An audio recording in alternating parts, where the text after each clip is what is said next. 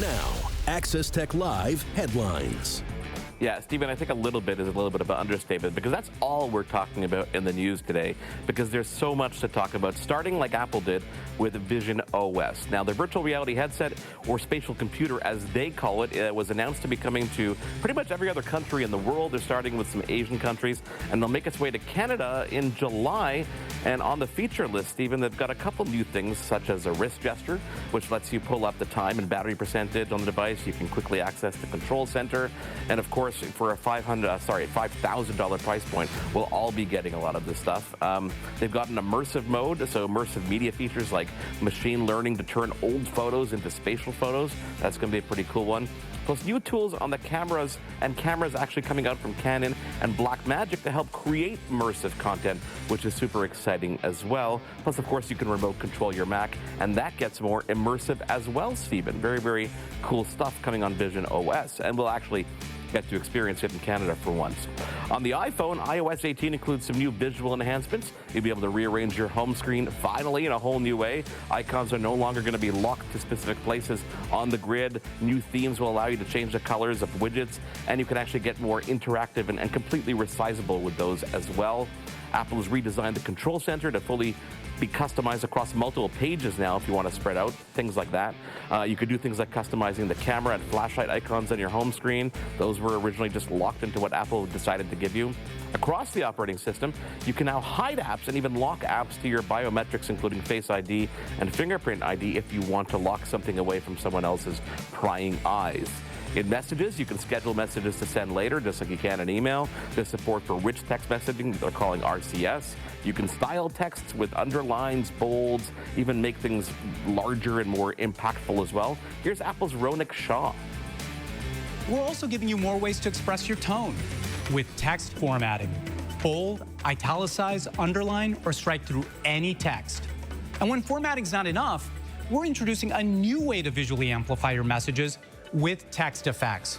Whether you want to emphasize some major news, bring your emoji to life, or you're just blown away by a stunning photo, you can express yourself in all new ways with text effects.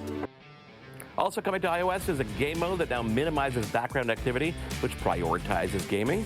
Photos have been redesigned, and now in Mail, there's an automatic categorization process which allows you to help see what you want to see. For example, personal messages, work messages, maybe even spam if you want to, which is pretty cool. Let's talk about mail sorting now.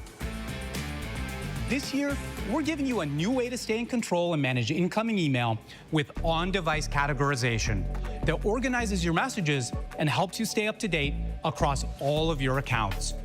The primary category enables you to focus on what matters most: emails from people you know and time-sensitive messages.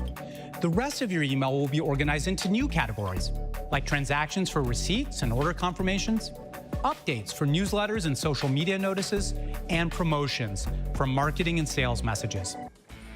So let's talk about AirPods for a second, but they've got some minor updates. They're actually kind of interesting, including voice isolation to help reduce noisy environments. Let's say you're out at a construction site or a concert, the person on the other end will be able to hear you better. Spatial audio is coming to games, and it'll be available as an option for developers to actually use, and the ability to respond just using head movements. This year, we're making it even easier to interact with Siri for a seamless, hands-free experience.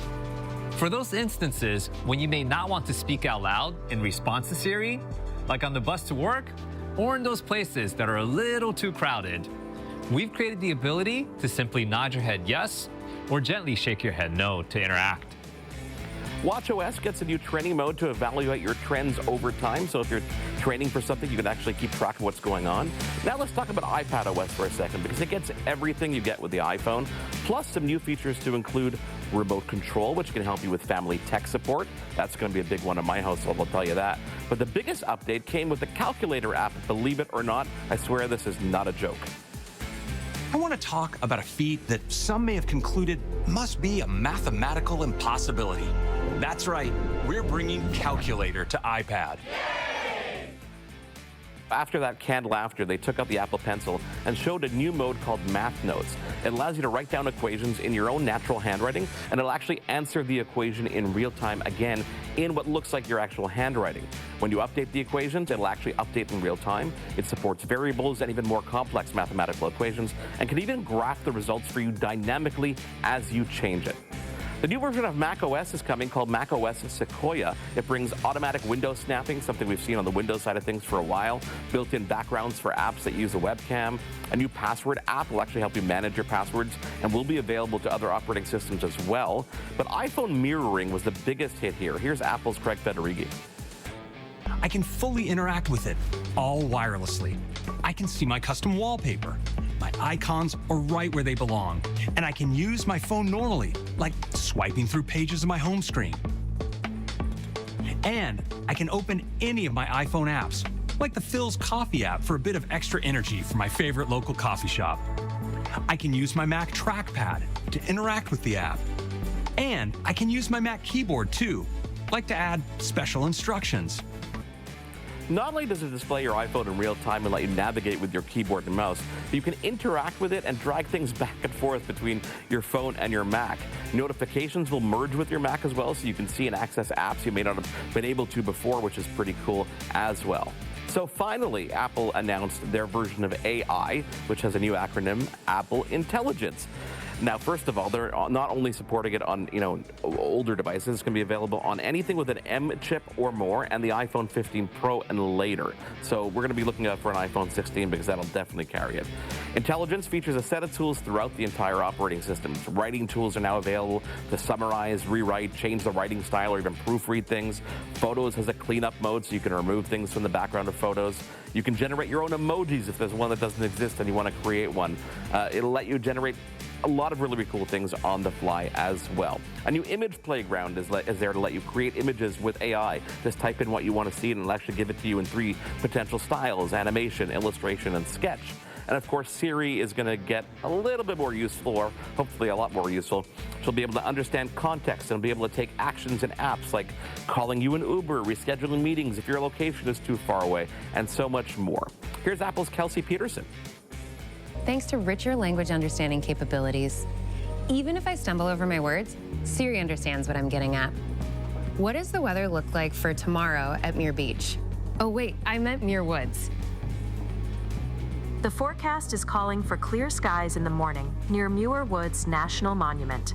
Sometimes it takes me a beat to figure out what I actually want to ask Siri, and now it follows right along. Siri also maintains conversational context, so I can follow up and say, create an event for a hike there tomorrow at 9 a.m. Hike is scheduled for 9 a.m. to 11 a.m. on June 11th. I didn't have to mention Muir Woods again. Siri understood what I meant when I said there. So cool. Siri can also work across apps like adding contacts, getting directions, and rescheduling appointments based on your location and even traffic. And you can even type to Siri when maybe talking to her might not be the best thing in the world. There are updates in the Notes app, including summaries and transcriptions, and phone calls can be recorded and even summarized. Email lists can show summaries instead of just a couple lines of the first email. Lots to dissect as we dig in deeper, and of course, where does OpenAI fit into this?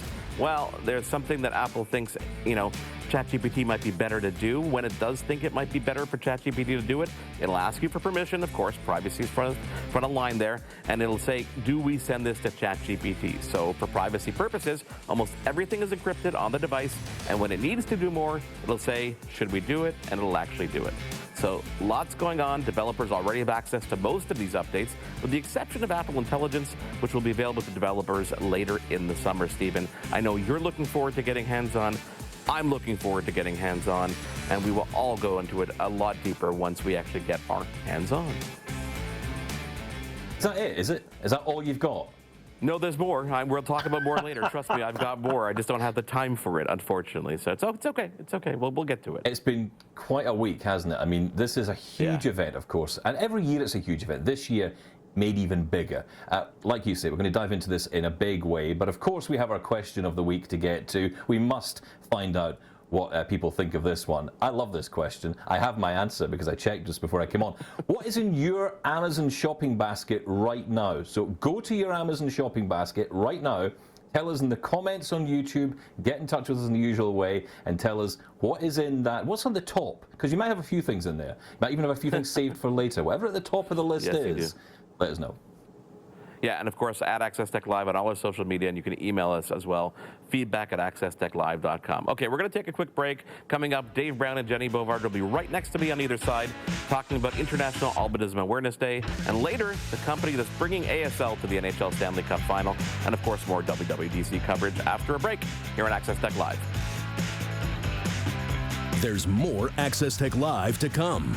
Get involved and have your say at Access Tech Live on social media. We'll be right back.